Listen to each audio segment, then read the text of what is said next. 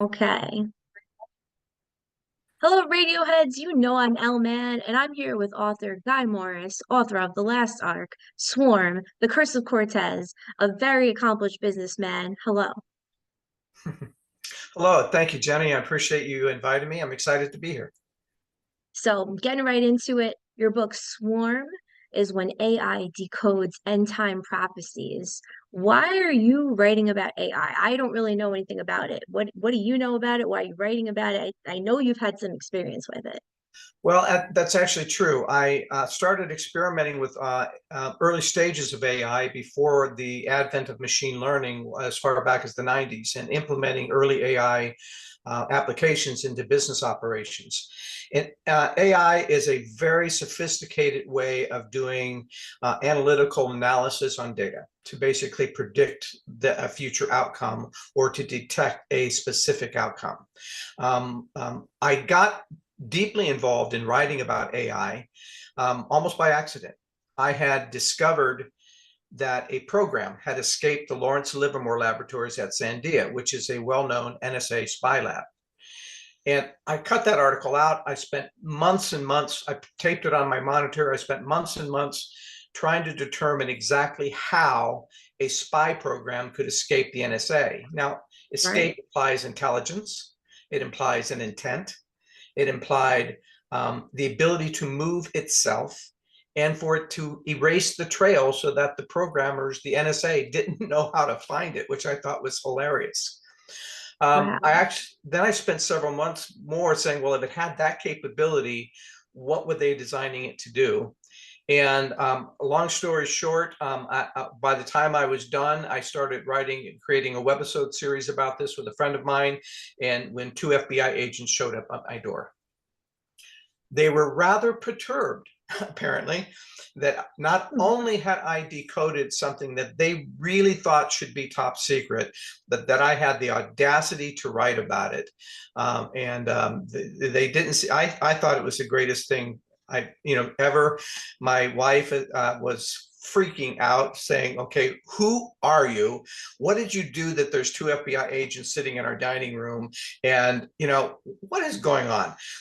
I thought it was hilarious. They didn't have a sense of humor.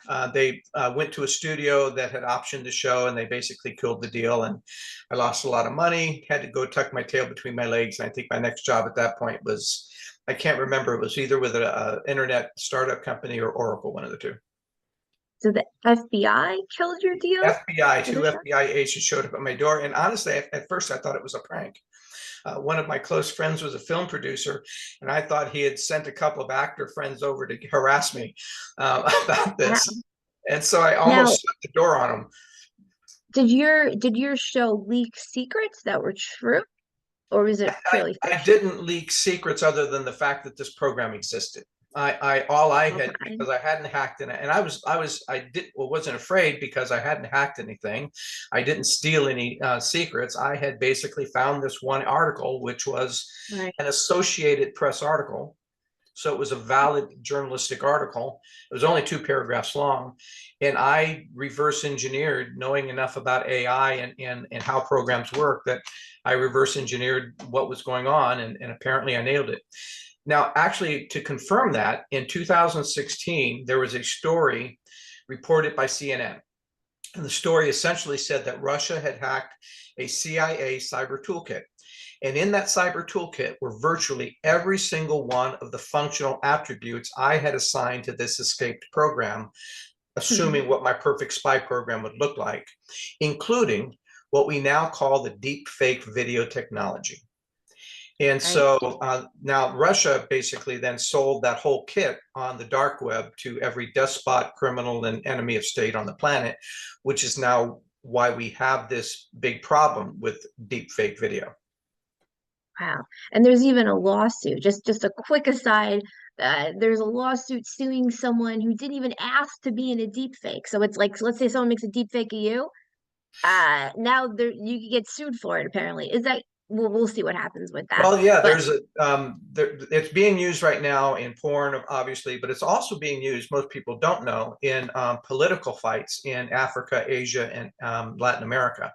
So it's already hmm, being used for political deception and manipulation.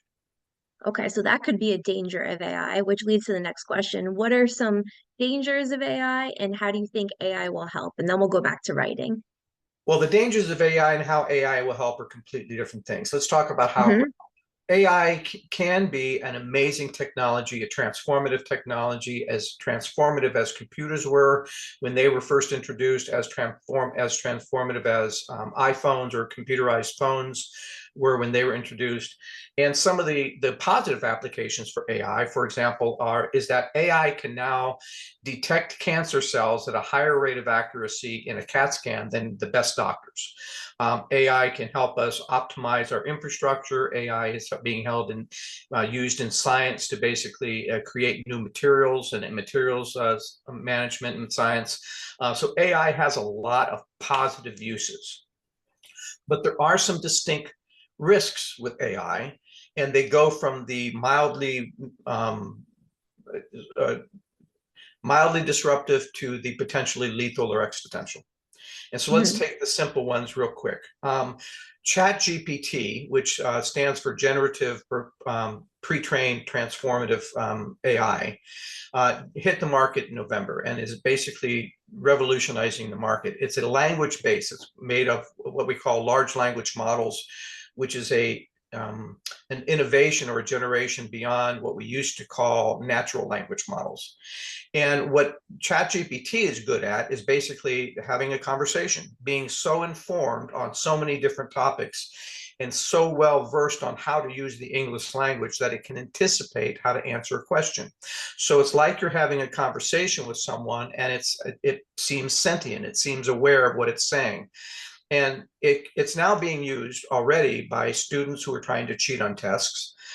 They did a test against using ChatGPT to take a college grade test, and it got a B score. So it Wow. did pretty good. Journalists and bloggers are using it to write their blogs. But on the negative side, we're already seeing examples of malicious actors using it to write malware. So it's a very, very powerful tool. Right now, the current version, which is version 3, has 75 billion data points. The next version, which will come out next year, is expected to have close to 100 trillion data points. So the rate of acceleration of the advancement of AI and AI techniques are going extremely fast, much faster, and this is one of the dangers, much faster than our ability to either control it, understand it, or legislate the right uses of it. Wow. Now, some of the other more inherent dangers of AI are that most people don't realize, but part of machine learning, what that means is that the AI has learned, we taught it how to reprogram itself so that it can get better at whatever it's been designed to do. So we've now that programming has actually gone to the stage where we've taught AI how to program from scratch. So now that becomes really important when we realize that what once was this sort of taboo subject of sentient AI or conscious AI, there are now about 25 companies between the US, Canada, Europe, and elsewhere, China, that are actively working on developing conscious or sentient AI. And current AI is helping them accelerate, and as well as quantum computing is helping them accelerate that curve at an amazing rate. So we're only within a few years of a sentient AI. Now, in the movie Jurassic Park, we learned the theory that life finds a way. Now we're at a stage where we're going to have a sentient AI trained how to code, so it won't be long before a sentient AI learns how to create another sentient AI. Now, there's other dangers. One is the Rand Corporation in 2019 to 2020, I forget, gave a report to the DoD. And in that report, it listed as one of the top 10 national security risks AI data poisoning. Now, because of all this vast data that's used for AI, not one company owns all that data. And there's a number of companies that are involved. And almost every one of those companies were part of the SolarWinds hack of 2020 that came in through a normal software update. So there was a virus introduced by SolarWinds that impacted 18,000 corporations, including many of the corporations managing the data for AI, as well as 8 US agencies that are involved with our national security, homeland security, FBI, Treasury, and other places. So if we intentionally introduce faulty data into the AI mix, it could potentially create an absolutely untraceable sabotage. And that becomes one of the other. Fascinating. That very, Now, very interesting. that is pretty interesting. Now, the final one is it Hmm. deals with an international treaty called LAWS. Now, LAWS stands for Lethal Autonomous Weapons Systems. Essentially says that it's okay to use AI to make a weapon more efficient, to make it more accurate, to make it perform better in terms of power usage or finding a target faster, things like that. But it's not okay to give the AI the ability to decide what the target is and then decide to actually pull the trigger or blow the bomb or fire the missile or do whatever. We now DARPA right now is developing a weapon called they have two versions. There's a Navy version called the Locust, and there's a DARPA development weapon called the Hive. And it's essentially a connection of 1,000 to 10,000 drones. The Navy's are about 6-inch. The Army one is about 15 inches. And those drones are hyperspeed. They connect with each other to the tune of about 52,000 messages per second to coordinate their movements. And they're being trained to basically infiltrate drillages, go down hallways, go through windows, seek out places where enemy combatants could be, and then define who's an enemy combatant. And if you can imagine having 10,000 hornets surrounding you, there's no way you can defend against that, because no matter what you're swatting at, something could come up behind you. And that's exactly how these drones are designed. And they're being made lethal. And because of their design, it's impossible to have a human being behind each drone deciding when or if to make the kill shot. And so we're already developing this. Now, of all the 140 nations that have signed the LAWS Treaty, the United States, China, North Korea, Iran, and Russia are 5 of the ones who have not. And these are the 5 countries that have the biggest, most elaborate development into AI weapon systems. So when we look Fascinating. at AI, we look at a kid cheating on his test, all the way to an AI-based weapon system that could essentially malfunction and go on a rampage. So we are at a stage. Elon Musk said that building AI is like summoning the demon. And Stephen Hawking had it differently. He basically said that AI could lead to the end of humanity. Very interesting. So that's all very complex. I just got an education. I'm gonna have to listen to this back to absorb it all. Now, going to a much simpler gear, I guess I switching gears, outlining books. Now, outlining books can seem very, very complex, but compared to everything you just said, very simple. So what are some keys to outlining? I know a lot of people I've discussed this, Mhm. they have to outline it by hand. They have to see in a notebook. I have to have post-its. What's your process for outlining, or what you recommend to outline, let's say 100-page book? Well, I think it depends on the type of book you're going to write. If Mhm. you're going to write a romance book, you really only need a sense of the beginning, the crisis that affects the romance itself, and then an ending. You don't necessarily need to outline as much as I do. But Mhm. because my books involve an enormous amount of research into real technologies, real events, real facts, both historical, technology, politics, and religion, I have to do an outline because I'm weaving essentially multiple themes together to create the kind of complexity we see in the real world, but turn it into a really great, compelling story. My books have been compared often to Dan Brown, Robert Ludlum, Iris Johansen, and once somebody said Tom Clancy. While they're not as violent as some of those, in that I'm not really focusing on the war aspects of it, I'm focusing on more of the technology and the interpersonal aspects and the spiritual, sort of humane or ethical aspects of what's going on. I need to make sure that I define my themes. So I'm really clear about what are the themes that I'm trying to say. You know, what are my points? What do I want the audience to basically walk away from at the end of the day? Who are my main characters who are going to own the various different viewpoints? So if I have somebody having a strong political view on one side, I need somebody to basically have a strong political view on the other side, so that I'm balancing out that profile and it's not self-serving. And then I have to have some actions, and this gets into a lesson I actually learned from Dan Brown, which is the 3 C's. How do I turn all that into a really compelling thriller, so that people Mhm. are not only for me, the end of the book, I want people to really be thoughtful. I want them to really think about what's going on in our world, how it affects them, and what kind of personal choices it might lead them to make. Um, but I want to do it in a way that's fun.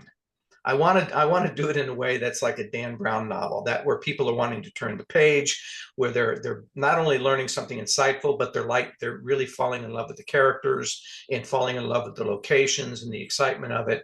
I want it to read like a Dan Brown or Robert Ludlum book that really compels you to keep reading.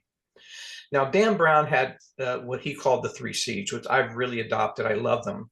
And it basically says you have a contract, you have a crucible, and you have a clock. Now, the contract is essentially you're hinting at first to the audience that you're going to tell them about something. You're going to unveil a mystery to them, or you're going to unveil a something they didn't know, or go someplace they've never been before. And if they'll just stick with you, they're going to fulfill that promise. So that's the contract. I'm going to tell you something Okay. fun and unique, and if you keep reading, you're going to find out what that is. You're going to get the answer.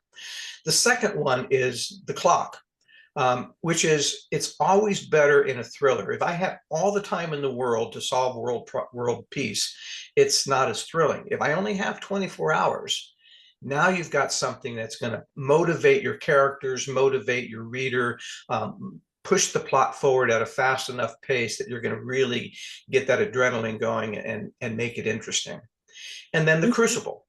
It can't be easy, especially for your main characters, or the people surrounding the main character. There has to be things in the way. There has to be life-threatening dilemmas, or obstacles, or things that slow them down, or things that confuse them. There has to be obstacles that you create in order to make that journey across to solve the contract across that short clock exciting and thrilling. And I like to tell people, I says, I write thrillers, which means that I have to learn a lot about the real world and then ask myself the simple question, gee, what could go wrong? And Mhm. then ask the question, gee, how can I make that even worse? So Mhm. it involves a lot of kind of finding the worst scenario, and then kind of writing that one in. Now that's fun in a sense, but then I get myself in these situations that think, oh wow, how am I going to get out of that one? How am I going to solve that? But that's the premise. So my writing process involves months and months. Sometimes The Curse of Cortez took me 10 to 12 years to research. But most of my books take between a year or two to research, and then several months to really kind of work through those themes and the characters and who owns what, to outline it. And I do that at a chapter level. And for each chapter, I have the point of view, basically what character owns that chapter, what are the key events in that chapter, what themes or technology or research pulls into that key event. And then from that outline, I'll write the first draft. And while it takes me a long time to prepare the first draft, because I've prepared and I've got the research and I've got the other thing, first draft sometimes will take me only 2 to 3 months. Then I go into the multi editing phase, where I'll go through it over and over and over and over again, sometimes 10 or 15 times or more, to polish it and to perfect it and to tighten up making sure that I've left the breadcrumbs along the way, that the character dialogue is engaging and believable, and that the characters have an emotional arc, which is really important, even in thrillers, that you bring characters who are not only facing difficult issues, but some of the demons that they're facing are internal, that they have to evolve as people during all of this crisis. Otherwise, it just seems James Bond or cartoonish at times. And so finding the emotional appeal for this character going through this particular arc and this particular set of circumstances, while this other character is changing in other ways, it can also be an entire layer. Once you have the basic what's going on and who's doing what and what happens and what do you reveal, now you've got to build in some emotion. You've got to build in some revelations. You've got to build in some doubts and insights and some changes, love lost, faith in humanity that might be lost, childhood traumas that might be pulled in. So that's a layer in itself before it finally gets to be done. Now, you are a wealth of information just on AI. I could probably learn at least 3 hours of info from you, but we have about 30 seconds left. So before we wrap up, could you just tell us what the Author Event Network is that you started and where people can find you? For people on the radio, audio, tell us your website, Instagram, all that, and then we'll Right. sign off. That's it. Well, Quick one. uh, first off, on the Author Event Network, as I was starting to become an author, one of the things I realized is that gaining promotion online was very expensive and very difficult to do. Book signings were a great way of building an audience, but you don't really get too many of those. And so I formed the Author Event Network to bring in other really accomplished authors, great authors of different genres, where we can collaborate to share the cost of a booth at major local events, fairs, and festivals. And it's great. It's a great impact because you get to engage the reader directly, you get to build your platform, and you're making great margins, and you're building a community. So if somebody doesn't like thrillers, they say, well, I like nonfiction. I can point them to great memoir writers or great inspirational writers or historical people that we have in the group. Or they say, I like fantasy, and I can point to somebody else. So it creates a really great draw at some of these events where most of the tents or really booths have crafts and fairs and jewelry or honey or spices or something else. And where can And they find that online? you can find it at authoreventnetwork.com. And Okay. then you can also get all the great information about my books, including videos and location images, review highlights and review links, as well as fact versus fiction pages. And in some cases, I'll actually link to some of my AI research, some articles on the AI research at guymorrisbooks.com. All right. Thank you so much, Guy Morris. I wish we had more time, but maybe you guys can request more info from him. His books are just not fiction. You're getting a lot of information and maybe information that the FBI doesn't want you to know. So on that note, I mean, that's my favorite type of information. A rambling signing off from me and maybe more on this later. All right, back to you in the studio.